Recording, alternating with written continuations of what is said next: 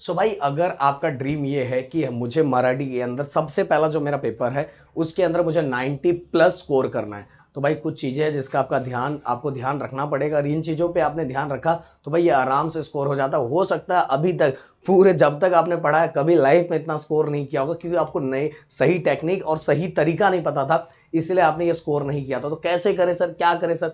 देखो, इसको करने के लिए सबसे इंपॉर्टेंट है कि जो हमारा व्याकरण वाला सेक्शन होता है वो व्याकरण वाला सेक्शन हमें बहुत अच्छे से आना चाहिए। क्योंकि व्याकरण अगर हमें आ गया तो हमारे जो व्याकरण के मार्क्स है वो पूरे के पूरे हमें अच्छे से मिल जाते हैं। तो पहली बात व्याकरण व्याकरण सेक्शन का मार्क्स, देन राइटिंग स्किल का proper pattern with board rule के हिसाब से, कि बोर्ड रूल के हिसाब से कैसे कैसे क्या क्या रहना चाहिए, पत्र लेखन कैसा होना चाहिए, बातमी लेखन कैसा होना चाहिए, अगर आप कहानी लेखन लिख रहे हो तो कहानी लेखन कैसा होना चाहिए, ये सभी चीजें किस वाइज कैसे कैसे होनी चाहिए, ये सभी चीजें आपको पता चला। आप लिखे जा रहे हो, आपने बहुत अच्छा लिखा फिर भी आपको मार्क्स नहीं मिला, क्योंकि वो बोर्ड के अकॉर्डिंग, बोर्ड ने जो जो रूल बनाया उस अकॉर्डिंग वो चीजें फिट नहीं बैठ रही है, तो भाई उसके अंदर मार्क्स आपको नहीं मिलेगा।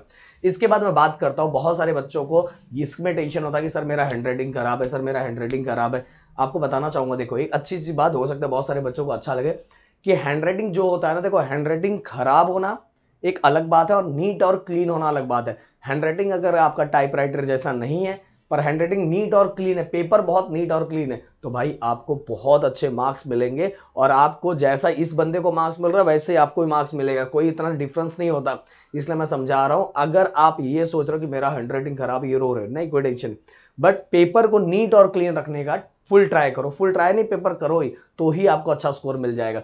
मेरे पास बहुत सारे पेरेंट्स ऐसे आते हैं, बोलते हैं सर मेरे बच्चे का जो हैंडराइटिंग है वो खराब है, इसकी वजह से उसको मार्क्स कम मिलता नहीं। हैंडराइटिंग खराब नहीं, नीट और क्लीन नहीं है ना, कट शट ज्यादा कर रहा है इसीलिए। अगर कहीं कट कर भी रहे हो, कुछ आपने लिखा, मान लो आपने राहुल लिखा, ओके, और लिख के उसको क्या किया, ऐसे ऐसे ऐसे ऐसे ऐसे ऐसे ऐसे कर दिया, तो भाई आपको मार्क्स कहाँ मिलेगा? अगर इनकेस आपका कुछ गड़बड़ हो गया तो आपने बस सिंगल लाइन में ऐसा कर दिया तो थोड़ा अच्छा और थोड़ा हटके दिखता है, और ये बहुत बेकार दिखता है। ऐसे पूरे पेपर में अगर इस तरह से करोगे ना तो बहुत बेकार इंपैक्ट जाता है। मैंने बोला कि एग्जामिनर को अगर आप जितने सिंपल तरीके से चेक करने के लिए अपना पेपर दे सकते हो, उतना ज़्यादा स्कोर मिलेगा, उतना ज़्यादा अच्छे स्कोर मिलने वाले।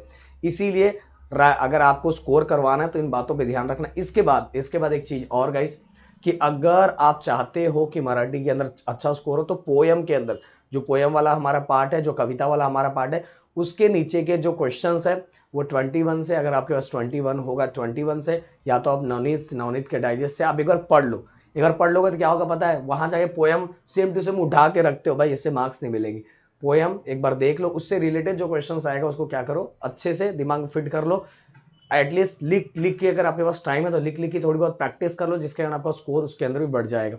समझ में आए? और अगर मैं बात करूं पैराग्राफ की, तो पैराग्राफ जो हमारा पठित और अपठित गद्यांश है, तो पठित गद्यांश के अंदर बोलूं कि अगर आपको स्टोरी थोड़ी बहुत पता ही होगी, स्टोरी पता होगी, इसके बारे में एक स्पेशल वीडियो बनाऊंगा कि कैसे आप पैसेज में से कैसे आंसर कैसे ढूंढना चाहिए आप कम टाइम में, वो चीजें मैं आपको बताऊंगा। अगर आपको वीडियो चाहिए तो प्लीज कमेंट में मुझे बताना, क्योंकि ये जो टॉपिक था वो अलग था।